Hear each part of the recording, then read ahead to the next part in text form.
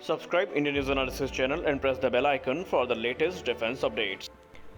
आईने हिंदी के एक नए एपिसोड में आपका स्वागत है, जहां आपके लिए लेकर के आते हैं इंडियन डिफेंस की टॉप 4 अपडेट्स को। और आज की इस अपडेट की शुरुआत करने वाले हैं हम तेजस मार्क 1A से, जहां पर रिपोर्ट्स में ये बताया जा रहा है कि तेजस मार्क 1A के लिए जो कई एडवांस सिस्टम है वो बन के तैयार हैं। और तेजस मार्क 1A जब भारतीय वायुसेना को ज्वाइन करेगा तो ये काफ़ी ज़्यादा एडवांस होगा। तेजस मार्क 1A के लिए विकसित किया जा रहा एडवांस सेल प्रोटेक्शन जैमर, जिसको हम ASPJ के नाम से जानते हैं, वो इस समय अपने डेवलपमेंटल ट्रायल से गुजर रहा है और वर्ष 2024 की शुरुआत में ये प्रोडक्शन में उतरेगा। ये तेजस मार्क 1A फाइटर जेट के लिए एक की टेक सिस्टम है जो कि उसकी ताकत को कई गुना ज़्यादा बढ़ा देगा। गैलियम नाइट्राइड इन्फ्यूज जो ASPJ पॉड है, ये इस समय या इस वर्ष के मध्य तक अपने जो यूज़र ट्रायल्स हैं इनको कंप्लीट कर सकता है और इनका जो लिमिटेड रेट ऑफ प्रोडक्शन है वो अगले वर्ष की शुरुआत में भारतीय वायुसेना के रिक्वायरमेंट के आधार पर किया जाएगा। और ये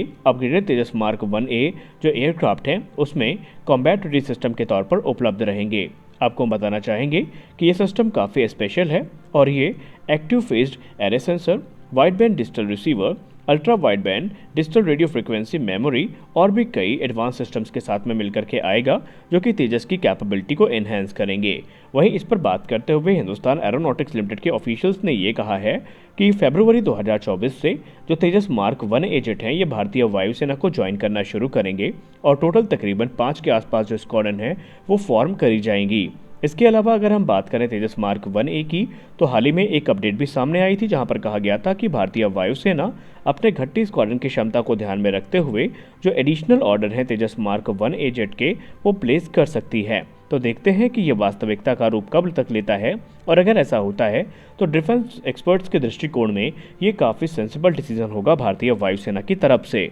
जैसा कि हमने हाल ही में देखा कि एरो इंडिया 2023 में जो हिंदुस्तान लीडिंग फाइटर ट्रेनर है यानी HLFT-42 है, उसने काफ़ी सारी सुर्खियां बटोरी। इनफैक्ट ये प्रमुख आकर्षण का केंद्र पूरे एयर शो के दौरान बना रहा और इस दौरान ये विवादों से भी घिरा। और विवाद था इसके टेल में जो बजरंग बली की फ़ोटो थी उसको हटाना और फिर से लगाना। खैर, आपको हम बताना चाहेंगे last week Australian international air show में ऑस्ट्रेलियन एयरफोर्स के द्वारा एक रिक्वायरमेंट पब्लिश करी गई है, या एक नया टेंडर जिसमें जो ऑस्ट्रेलियन एयरफोर्स है वो नए जेट ट्रेनर्स की तलाश में है जो कि ट्रेनिंग के साथ साथ लाइट कॉम्बैट अटैक रोल में भी इस्तेमाल किए जा सकें। ऑस्ट्रेलिया का प्लान ये है कि वो वर्ष 2026 तक ट्रेनर को सेलेक्ट करेंगे। 2027 में डील को फाइनलाइज किया जाएगा और वो अपने पुराने हॉक 127 जेट्स को पूरी तरीके से वर्ष 2032 तक रिटायर करना चाहते हैं। अब यहाँ पर बड़ी बात यह है कि रॉयल ऑस्ट्रेलियन एयरफोर्स को 30 से 40 की संख्या में जो लीडिंग फाइटर ट्रेनर्स हैं उनकी ज़रूरत है, जो कि पायलट्स को ट्रेन करने के साथ साथ वेपन्स को भी ऑपरेट कर सकें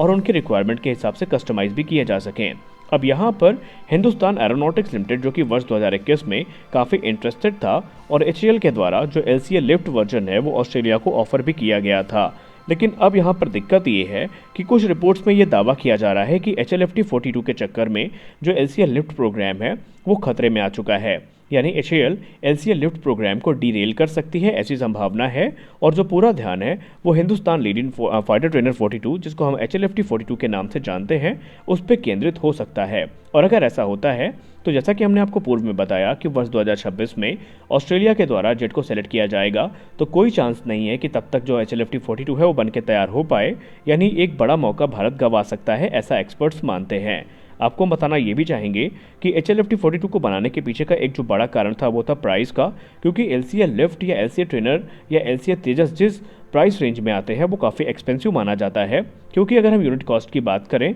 तो वो $35 मिलियन से ज़्यादा की है। वहीं कंपटीशन में जो जेट है वो $20 मिलियन से शुरू हो जाते हैं। तो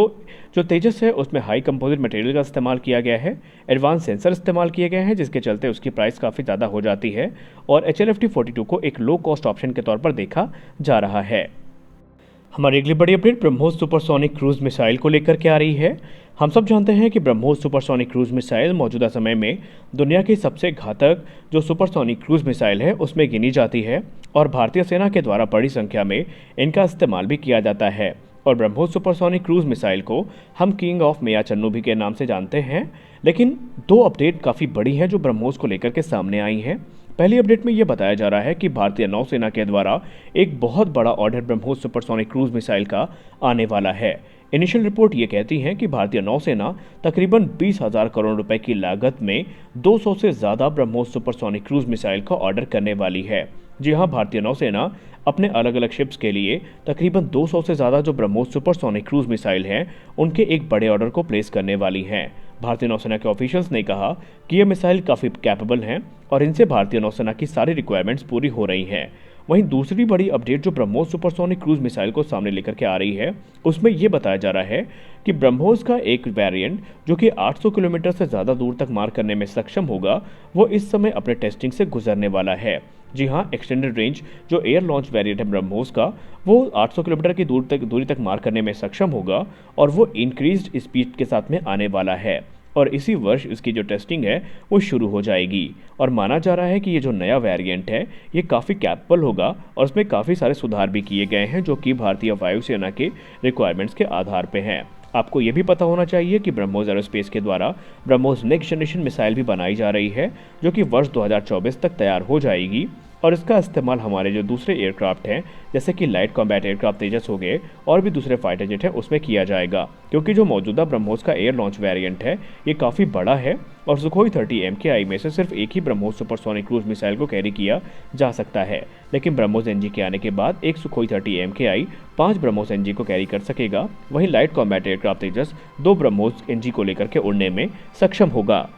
अपनी अगली अपडेट में बात करने वाले हैं हम ईरान के बारे में। दोस्तों, काफ़ी लंबे समय से मीडिया रिपोर्ट्स में ये दावा किया जा रहा था कि ईरान रशिया से बड़ी संख्या में जो सुखोई 35 फाइटर जेट्स हैं इनको खरीदने वाला है, लेकिन ईरान के द्वारा कोई स्पष्ट रिपोर्ट सामने नहीं रखी गई थी। लेकिन अभी हाल ही में एक रिपोर्ट सामने आई है जहां पर यह बताया जा रहा है कि ईरान और रशिया Su-35 को लेकर के अब लगभग कंफर्म हो चुके हैं, यानी कि एक बड़ी संख्या में जो ईरान है वो Su-35 फाइटर जेट को खरीद रहा है। हालांकि संख्या को लेकर के अभी भी कोई कंफर्म रिपोर्ट नहीं है, लेकिन माना जा रहा है 20 से ज़्यादा की संख्या में ये जो फाइटर जेट है ये ईरान के द्वारा खरीदे जा रहे हैं। इसके अलावा रशिया ने ईरान को अपने जो काफ़ी एडवांस एयर डिफेंस सिस्टम है जिसमें S-400 भी शामिल है उसका प्रस्ताव भी दिया, लेकिन ईरान ने उस प्रस्ताव को ठुकरा दिया है। ईरान का कहना है कि उनके खुद के जो एयर डिफेंस सिस्टम है वो काफ़ी कैपेबल हैं और उनके होते हुए ईरान को किसी विदेशी एयर डिफेंस सिस्टम की ज़रूरत नहीं है, लेकिन इसके बदले ईरान भी रशिया को काफ़ी कुछ दे रहा है। ईरान काफ़ी सारे लोटरिंग म्यूनिशन और जो कॉम्बैट ड्रोन्स हैं